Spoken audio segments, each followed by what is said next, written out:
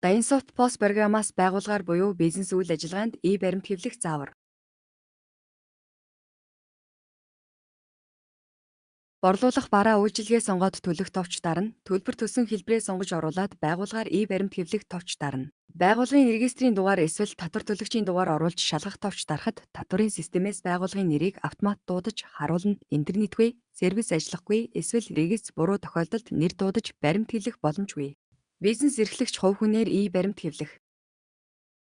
Байгууллагаас ялгаатай нь бизнес эрхлэгч хувь хүнээр баримт хэвлэх үед регистрээр биш зөвхөн иргэний үнэмлэх дээрх иргэний бүртгэлийн 12 оронтой дугаараар нэр дуудах боломжтой. Өмнө нь регистрийн дугаараар баримт хэвлэх боломжтой байсан бол хувь хүний нууцын тухай хууль хэрэгжилттэй холбоотой зөвхөн иргэний бүртгэлийн дугаараар нэр дууддаг болсон. Интернет тасарсан эсвэл татварын нэр дуудах сервис төр доголдсон үед бизнес үйл ажиллагаанд баримт хэвлэх боломжгүй. Өмнө нь POS API 2.0 үед интернетгүй үед ч баримт хэвийн хэвлэдэг байсан бол POS API 3.0 хувилбарт шилжсэний дараа бизнес үйл ажиллагаанд баримтыг зөвхөн интернеттэй үед гаргах боломжтой болсон.